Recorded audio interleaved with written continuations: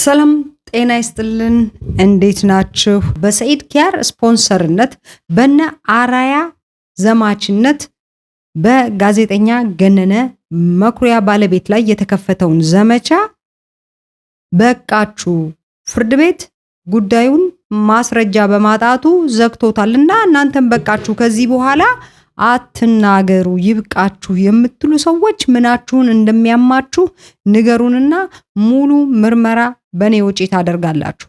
ይሄ ጉዳይ እናንተ ላይ ደርሶ ቢሆን ነው ብላችሁ ማሰብ ያለባችሁ። አስባችሁታል? ከ3 ወር ለበለጠ ጊዜ በየቀኑ በሚባል ደረጃ ስትሰደቡ ስትወነጀሉ ከዚህ ውንጀላና ስድብ በኋላ ደግሞ ከ2 ወር በላይ በእስር ቆይታችሁ ኢኮኖሚካሊ ሳይኮሎጂካሊ ከፍተኛ ጉዳት ደርሶባችሁ ከዛ በኋላ ተውት በቃ ለምን አተውትም ይሄን ነገር የምትሉ ሰዎች ግን ልትመረመሩ ይገባል። እናንተ በዛ ይሄ ሁሉ ጉዳት በደረሰበት ሰው ጫማ ካልቆማችሁ በስተቀር የሚገባችሁ አይነት አይደላችሁ። የጋዜጠኛ ገነነ ባለቤት ሆነ ልጆቹ በጣም ብዙ ይሄ ነው የማይባል ጉዳት ደርሶባቸዋል። ለምሳሌ ልጆቹ የሚማሩት ውጪ ሀገር ነው። የምታስተምራቸው እናታቸው ነች። እነሱን ለማስተማር መስራት ነበረባት። እስር ቤት ገባች። ስለዚህ ልጆቹ ተመልሰው መጡ ማለት ነው። ለእናታቸው ስንቅ ማመላለስ ጀመሩ ማለት ነው። እነዚህ ልጆች ትምህርታቸውን መቀጠል አይችሉም። ለምን? እናታቸው ስራ ላይ ስለሌለች ማለት ነው። በዛ ላይ ተወልዳችሁ ባደጋችሁበት በተከበራችሁበት ቦታ ያደጋችሁበት ተወለዳችሁበት አካባቢ የነ አራያን ዘመቻ ሰምተው ለእሷን ባሏን ገደለች እያለ እናታቸው እኮ አባታቸውን ገደለች እየተባለ እየተጠቋቆመበት እንዴት ነው የምትኖረው? ከዛ በኋላ እኮ አይኖርም። ከዛ በኋላ እዛ ኤሪያ ላይ ቢዝነስ አሰራም። ከዛ በኋላ እዛ አካባቢ አትኖርም። ለዚህ እኮ ነው መጀመሪያ ሰውን በሐሰት ያላግባብ ከመወንጀል ይልቅ ከፍተኛ ጥንቃቄ ማድረግ የነበረብን። ለዚህ ነው እኔም እንደ ህግ ባለሙያ ይሄ ነገር ሊመጣ እንደሚችል ስለገባኝ ነው አርአያ ተስፋ ማርያም የተባለ ወሮ በላ አቁም፣ በፍርድ ቤት በተያያዘ ጉዳይ ላይ አስተያየት መስጠት አቁም ብዬ ስለነበረው ለዛ ነው እነዚህ ሲናገሩ የነበረው። ለዚህ ነው ስሟቸው እስቲ ምንድን ነበር ሲሉ የነበረው? በዚሁ በሶሻል ሚዲያ ከሰሞኑ የጋዜጠኛና የታሪክ ምሁር ገነነ መኩሪያ ህልፈተ ህይወት ጋር ተያይዞ አንዳንድ የሚነሱ ጉዳዮች አሉ። ገነነ መኩሪያ እንግዲህ እንቁ በጣም እውቅ ጥልቅ እውቀት ያለው ጋዜጠኛ ነው። አሁንም ቢሆን የእሱ አሟሟት እንዲህ ነው እንዲያ ነው ብለን በተጨባጭ መናገር አንችልም። ታሪክ አዋቂነቱ ምን አለ በኖረልን የሚያስብል መሞቱ ደግሞ እጅግ የሚያስቆጭ የሀገር ባለውለታ የሆነ ወንጀል ሲፈጸም ነበርኩኝ፣ አየውኝ፣ ሁኔታውን እንደዚህ ሰምቻለሁ፣ ነበርኩ፣ በዚህ ወጣ በዚህ ገባ የሚል ሰው ሚዲያ ላይ ቀርቦ ለሚዲያ ሳይሆን ያንን ሀሳብ መግለጽ ያለበት መጀመሪያ ላይ ለፖሊስ ቆማ መስጠት፣ ግድያ፣ አስገድዶ መድፈር፣ የተለያዩ ከባባድ ወንጀሎች ሲፈጸሙ ያየ ሰው ፐርሰናል የራሱ ላይ ጉዳት ባይደርስበትም አይመለከተኝም ብሎ መተው አይችልም። ራሱን ያጠፋ ሰው ራሱን አጥፍተዋል፣ አግኝተንም ይዘንም የምንጠይቀው አካል የለም።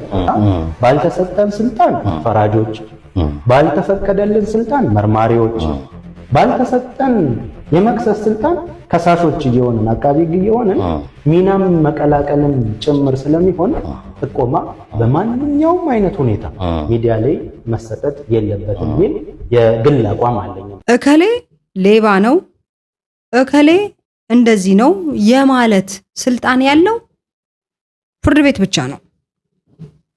ምንም ነገር ወንጀለኛም ጥፋተኛም እንዲህ ነው የማለት ስልጣን ያለው ፍርድ ቤት ነው። አንተ ምንም አይነት ማስረጃ በሌለ ማስረጃ ቢኖር ለፍርድ ቤቱ መስጠትና ፍርድ ቤቱ ተገቢውን ቅጣት ወይም ደግሞ ውሳኔ አስተላልፎ ፍትህ ላይገኝ ለፖሊስ ከመስጠት ይልቅ ሚዲያ ላይ ወጥተ ያዙኝ ልቀቁኝ ብለ የምታጠፋው የሰው ስም ማለት አንድ ድርጊትን ከማድረግ በፊት ደጋግመ ማሰብ ያለብህ ለዚህ ነው። ማስረጃ ባይኖረውስ አራያ ያውቃል ማስረጃ እንደሌለው፣ ሰኢድ ኪያር ማስረጃ እንደሌለው ያውቃል። ወንጀለኛው ሰኢድ ኪያር ማስረጃ እንደሌለው ያውቃል። እያወቀ ነው። አርያ መሀይም ነው፣ ያልተማረ ነው። ጭራሽ በትምህርት ቤት በር ላይ ያላረፈም አርያ። እንደ ድል ሆኖ ቄስ ትምህርት ቤት ስለተማረ ነው ማንበብና መጻፍ የሚችለው እንጂ አስቡት፣ እሱ እንደሚያወራው ጋዜጠኛ ቢሆን እና ቢማር እንዴት ነው ሰው አንዴት ማስረጃ ሳይኖረ ገና በይሆናል እንዲ ይሆናል ብለ ራስህ በተነተንከው መንገድ ሰውን አታካርገ ከመደበኛው ኑሮውን ሰውን ማፈናቀል። ይህች ሴት እኮ በአካባቢው ጋር ስራ አላት፣ ቢዝነስ አላት። ስራዋን በምትኖርበት አካባቢ ነው። ዳሜጅ ተደረገ። ያው ሄዳችሁ ማየት ትችላላችሁ። ሌላው ጋዜጠኛ ገነነ ይዞት የነበረው ሆቴል ውስጥ ሰውየው ሆቴሉን ዘግቶ የለም በቃ በአርያ ተስፋ ማርያም አማካኝነት በደረሰበት ውንጀላ ጥሎ የለም በቃ ጥሎ። ለዚህ እኮ ነው መረጋጋት። አንድን ሰው በሐሰት ከመክሰስ ይልቅ መረጋጋት የሚያስፈልገው ለዚህ ነው። ዝም ብለህ ማይክሮፎን ፊት ለፊትህ ስልክ ስላለህ ወይ ካሜራ ስላለ ማንንም ሰው ተነስተ ሌባ ነው ነፍሰ ገዳይ ነው የማለት መብት ማንም አልሰጠህም። የማለትም መብት የለህም። ይህን አይነት ውሳኔ መወሰን የነበረበት ፍርድ ቤትና የፍርድ ቤት ነው። ስለዚህ ፍርድ ቤት ስራውን እንዲሰራ ተውት ነበር ስንል የነበረው እና አሁን ያ ሁሉ ነገር እኛ ያለው እውነት ሆኖ ማስረጃ የለም ብሎ ፍርድ ቤቱ ከዘጋው በኋላ አርያ ነፃ ይውጣ የምትሉ ሰዎች በሽተኞች ናችሁ፣ ተመርመሩ። የሰው ህይወት ድምጥማጡን ካጠፋ በኋላ ተውት የሚባል ነገር አለ እንዴ? በራሳችሁ ፈሩ ወይ ደግሞ እንደዚህ አይነት ነገር ይድረስባችሁና እዩት። በቃ አንድ ሰው ደርሶባችሁ ካላያችሁት በስተቀር ይሄን ነገር አንደርስታንድ ማድረግ የምትችሉ አይመስለኝም። አንዳንዳችሁ ይሄ የማሰብ አቅማችሁ ውስን ስለሆነ እናንተ ላይ ስላልደረሰ በፍጹም ይሄ ነገር የጉዳቱን መጠንና ደረጃ ማሰብና ማሰላሰል አትችሉም። ይሄን እኮ በኤአይ የተሰራ ፎቶ ፖስት አድርጎ ኢቭን እንድገደል እንድጥቃት ዛቻ ነው እኮ ማስፈራሪያ ነው የተደረገብኝ።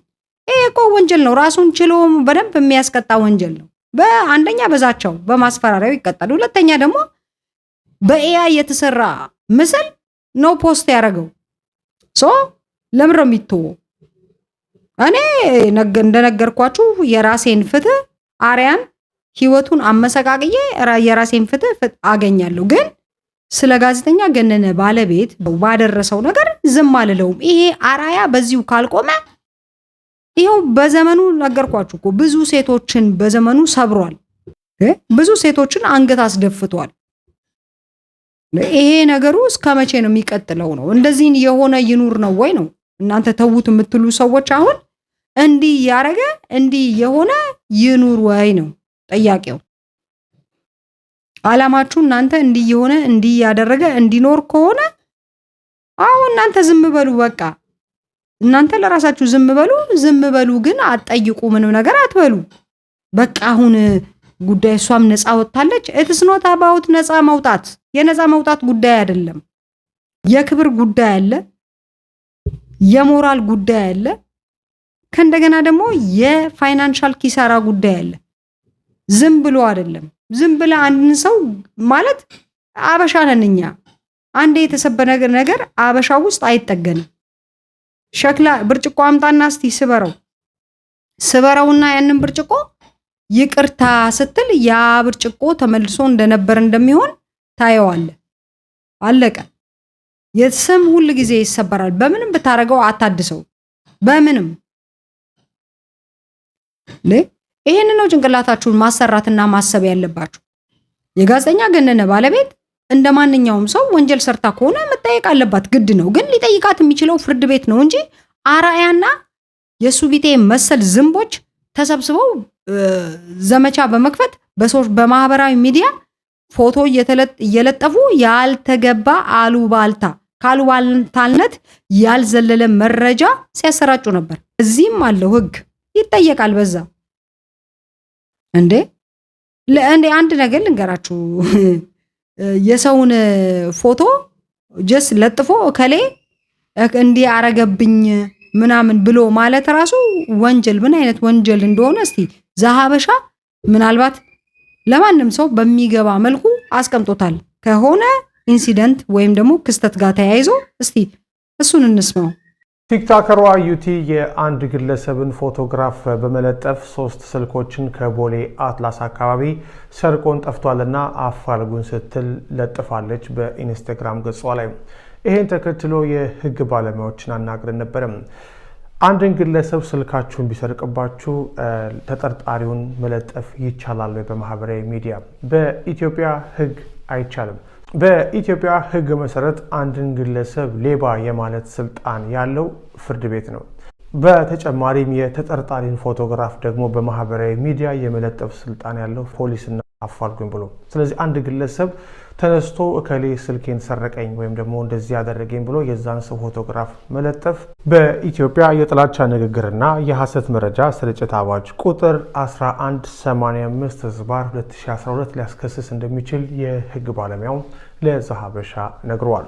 ይህ አዋጅ በሶሻል ሚዲያ ላይ የሚደቀቁ መረጃዎችን በጥብቅ ይቆጣጠራል። አንድን ሰው ያለ በቂ የህግ ማስረጃ ሌባ ብሎ መለጠፍ እንደ ሐሰት መረጃ ሊቆጠር ይችላል። ምንም እንኳን ስልኩ የተሰረቀው ከእርስዎ ቢሆንም ህጉ ሌባ የመባል ወይም የማለት መብትን የሚሰጠው ለፍርድ ቤት ብቻ በመሆኑ እርስዎን በግሎ የሚሰጡት ፍርድ በአዋጁ ሊያስቀጣውት ይችላል። እንደዚሁም ደግሞ በኮምፒውተር ወንጀል አዋጅ ቁጥር 958/2008 መሰረት አንድን ሰው ለማዋረድ ወይም ስሙን ለማጥፋት በማሰብ በኮምፒውተር ስርዓት አማካኝነት መረጃ ማሰራጨት ይከለክላል። የሌላውን ሰው ክብር ወይም ዝና የሚነካ ጽሑፍ፣ ምስል ወይም ሌላ መግለጫ በኮምፒውተር ስርዓት አማካኝነት አሰራጨ በሚለው አንቀጽ መሰረት ተጠያቂ ሊሆኑ ይችላሉ። በተጨማሪም የተጠርጣሪን ፎቶግራፍ እርሶ መልቀቆ ካለ ፖሊስና ፍርድ ቤት ትዕዛዝ ማስረጃ በማጥፋት ሂደት ላይ ሌላ የፖሊስ እንቅፋትን ይፈጥራል። በተለይም ተጠርጣሪው ግለሰብ ፍርድ ቤት በሚቀርብበት ሰዓት ላይ ከሳሽ ፎቶግራፊን ቀድሞ በማህበራዊ ሚዲያ ስለለጠፈብኝ መከላከያዎች ሁላ ተበላሽተዋል በሚል ሊከራከርበት ይችላል። እንዲሁም ተጠርጣሪው ግለሰብ በስም ማጥፋት ወንጀል እርሶን መልሶ ሊከሶትም ይችላል። በፍርድ ቤት ብዙ ጊዜ የሚያሸንፈው እውነት ሳይሆን ማስረጃ በመሆኑ እርሶ የለጠፉት ግለሰብ ራሱን ተከላክሎ ነፃ ቢሆን መልሶ ራስዎትን በስም ማጥፋትና የማህበራዊ ጫና ደረሰብኝ በሚል እርሶን ከፍተኛ የሆነ ካሳ ሊጠይቅዎት ይችላል። ለዚህ ነው መጠንቀቅ ያለብህ። አራያም ሆንክ ያልታጠበ ድንች ሮቤል የምትባሉ ወሮ በላዎች፣ ለዚህ ነው መጠንቀቅ ያለባችሁ።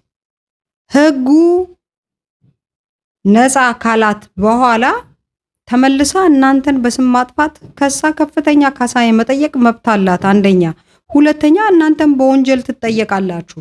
የሰውን ስም አጥፍተ ዝም ምናምን አትባልም። ይሄ 21ኛው ክፍለ ዘመን ነው። የማያውቅ ሰው ዝም ይበለ። ስም አጥፍተ የማያውቅ ሰው ህግ የማያውቅ ሰው ዝም ይበለ። የጋዜጠኛ ገነነ ባለቤት ግን ዝም አትልህም። እኔ ደግሞ እንዳልኩ በፌስቡክም ቁም ስቅልህን እያሳየው የራሴን እኔ ላይ የፈጸምክብኝን ወንጀል ብድሬን እመልሳለሁ። እሾህም በሾክ መርጫለሁ። እኔ ቆሻሻ የለውም እንጂ ጥፍሬ ቆሻሻ ከጥፍሬ ቆሻሻ አልቆጥር። ያንተን ጀነራልነት ደሞ ዩኒፎርም ብቻ የክብር ጀነራል ነህ። ዩኒፎርም ነው የለበስከው። የሚሰጥ ሌላ ነገር እኮ የሚሰጡክ ነገር የለም። ሌላ የሚሰጥ ካንዳች ነገር የለም። የለበስከው ያለህም ዩኒፎርም ብቻ ነው።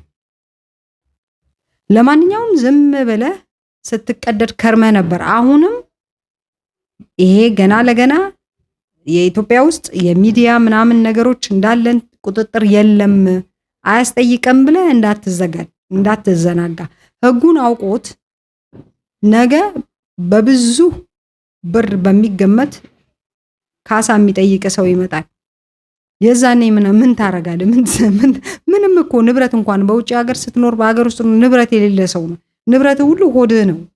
ምትቀመውና ምትጠጣው ካቲካላ ምትቀመው ጫት። አሁንም መንግስት የሰጠ ቤት ውስጥ ነው የምትኖረው። ምን እንሸጠ ልትከፍል ነው? ካሳው ክፈል ብትባል ማለት ነው። ምን እንትሸጣለህ? የዩቲዩብ ቻናሉን ካልሸጥከው በስተቀር ምን አለ? ምንም የለህም እኮ። ስለዚህ ይሄ ትምህርት ይሁንክ። አሁን የሰማከው ነገር ትምህርት ይሁን። ለአንተ በሚመጥን አማርኛ የቀረበ ነው። ትምህርት ይሁን። ዝም ብለህ ማንም ሰው ላይ ያለ አንድ ማስረጃ አናቱ ላይ ፊት አትበል። ማስረጃ ካለ ማስረጃህን ኢቭን ፖሊስ የያዘው ነገር ከሆነ ስራውን ለፖሊስ ይስራ፣ ተውለት ለፖሊስ። አንተ ፖሊስ አይደለህም፣ ወይም ደግሞ ወንጀል የመመርመር ስልጣን አልተሰጠህም በህግ። በኢትዮጵያ ውስጥ ወንጀል የመመርመር ብቸኛ ስልጣን ያለው አካል አቃቢ ሕግና ፖሊስ ነው። ከዛ ፖሊስ ይመረምራል፣ ለአቃቢ ሕግ ያሳልፋል። አለቀ እንዴ! ነውሩ ወቁ እናንተ ተውት፣ አራያን ተውት። በቃ አንድ ጊዜ ይሄ ነገር ተፈጽሟል አልፏል፣ ግን ተውት በቃ ምናምን የምትሉ ሰዎች ተመርመሩ፣ እንዳልኩት ማለት ነው። በጊዜ ብትመረመሩ ነው የሚሻለው። እንዴ በቃ አንድ ነገር እኮ በቃ ይሄን አሁን ብትሰብረው ከሰበርከው በኋላ ምንም ጥቅም የለውም። አለቀ። የማይጠገን ጉዳት አድርሰ አልጠየቅ ማለት ወይም ደግሞ አይጠየቅ ማለት ነውርም ጭምር ነው። ዳኞቹን ወላ ፖሊስ አቃቢ ሕግ ሳይቀር በጉቦ ነው የሚሰራው ብሎ በአደባባይ ወጥተህ የተናገርከው ብዙ ማስረጃ አለ። ማስረጃ ሳይኖር በሐሰት በአሉባልታ ተነስተ የሰው ህይወት አመሰቃቅለህ ልታመልጥ ትሞክራለህ ላለመጠየቅ። በቃ ተውት አሁን አልቋል ሁሉ ነገር ምናምን የምትሉ ሰዎች በራሳችሁ ላይ ይድረስ። አርያን ይዘዝባችሁ። አርያን የመሰለ ውሻ በደጃችሁ ይታሰር፣ ይንከሳችሁ። አለበለዚያ አትረዱትም። አርአያ ያደረሰውን ጉዳት አትረዱትም። እንኳን በሱ አይደለም በእኔ የደረሰውን ጉዳት እንዲህ ነው ብዬ ብነግራችሁ አትረዱትም። ይሄንን ማን ነው የሚለቀው? ያማችኋል እንዴ? አንለቀውም፣ አንላቀቅም። ዝም ብሎ መላቀቅ አለ እንዴ? ደፋር